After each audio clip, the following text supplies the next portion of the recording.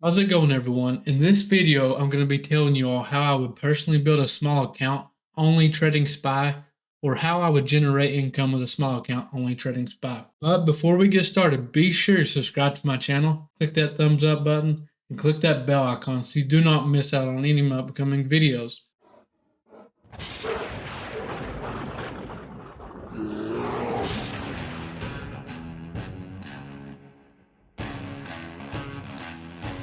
So to start off with, we're going to go with an account size of 2,000 US dollars, max position size 400, max stop loss 80 to 100.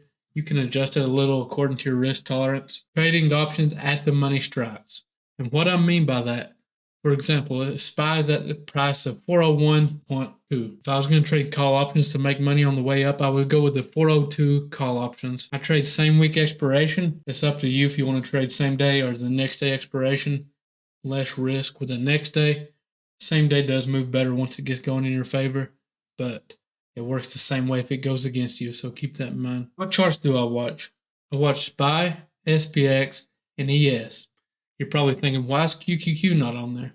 Because honestly, I do not watch it anymore. SPY and QQQ have been diverging so much, it really makes QQQ irrelevant at this point to me. What trades do I take? Okay. When you're creating your levels, you're going to chart out supply and demand, support and resistance.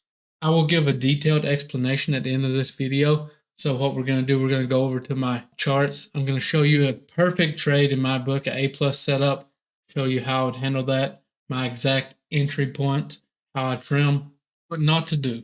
Never trade during data/meetings, okay? You need to know when data is dropping. You need to know what days the meetings are on. Yes, I do trade these occasionally, but it's not good for a small account to try to trade these because what happens, it'll move so quickly. Sometimes it'll blow right past your stop loss, creating a much larger loss than you need. And it could, potentially destroy your account. Never move your stop loss. Once you create your game plan pre-market, you have a game plan, you know exactly where you're going to stop out once the trade confirms. Do not adjust your stop loss. Leave it where it's at. That allows for the proper risk to reward. If you're adjusting it in hopes that it's going to eventually go back up, you could blow your account. Never FOMO into trades. This is, very common, especially among new traders, and even some experienced traders still do this. You'll see a big move, you're like, oh, I'm missing out. I need to get into this. It's going to continue to go up.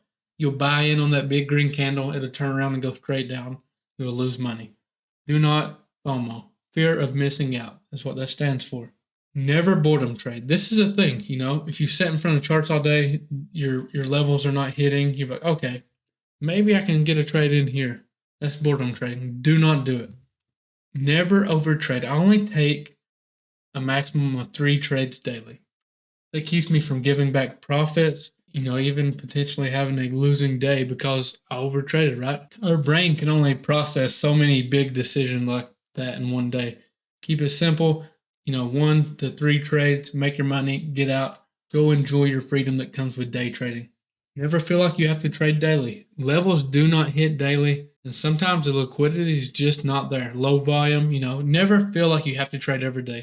If you don't see a really good setup, an A+ setup, do not trade. Never take SPY calls at SPX resistance. Never take SPY puts at SPX support. This is very important. Read that as many times as you need until it sinks in. Never take calls in ES supply zone, and never take puts in ES demand zone. If you pay attention to all these, it's going to save you a lot of money in the long run. I promise you. I've had it come back and cost me some money going against this. So, disclaimer, day trading is risky and most lose money. This is not meant to be a shortcut to learning. Education comes before trading.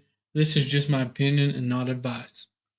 Now, let's head over to the charts. I want to show you one of my favorite setups, kind of how I manage the trades, what you should be trading, trying to build your account, in my opinion. Let's go. Now, we've made it over to the charts.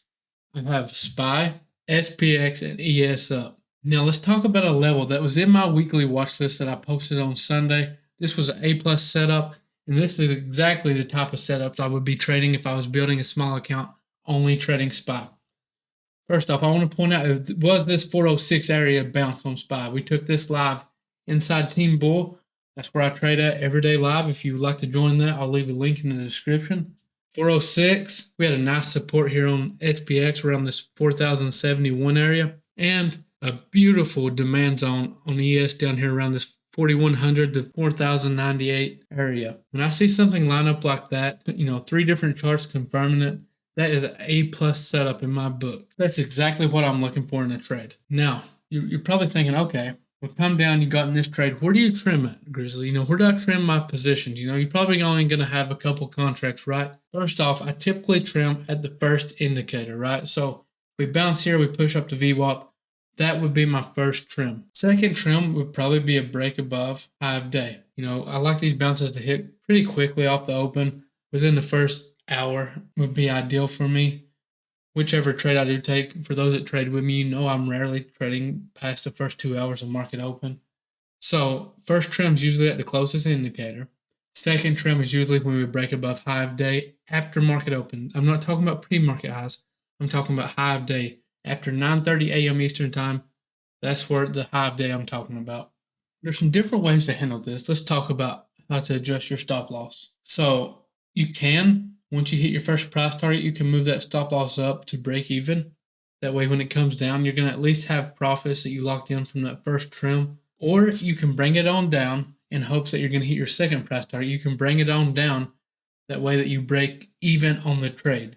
So if you made $15 off your first trim, you can bring it $15 past, giving you a little wiggle room because it is, not a lot of room there off that first trim. That being said, it's just that's just a personal choice, and you can hold, wait for that second price target to hit or until it hits your stop loss. Now, I want to show you all what I've seen to get this level on SPY. I'm going to zoom out here. At 406, you can clearly see here on the hourly, it's a big support, right? You can clearly see 3 nice touches, 4 actually. Let me zoom in a little here. 3 touches there. A nice support on the hourly time frame. Let me zoom out here so you can see it as well. It's 4071, 4072 area. Same thing, nice support. You can clearly see. When I'm identifying support and resistance or supply and demand, I like to be able to see it easily. I assure you, everyone else has not taken 4 hours to chart out supply and demand or support and resistance. They're hitting the most obvious levels, and that's what they're trading. Same here. Let's zoom out here. You can clearly see this nice demand area on ES. It's just obvious as can be, right? That's exactly what you want to be trading. Now, let's talk about rejects, okay? So we talked about taking calls at support, taking calls in demand. Now let's talk about the rejection side of this. Now, this 411.1.2 area is a trade I had posted in my watch list inside Team Bull as well. I took this trade personally. It was a key level on the hourly, a nice area of confluence and a resistance. This 4150 area would have been it on ES. It did push up a little more, but the 4150 is supply. There was some supply there. And there was a nice resistance there on SPX.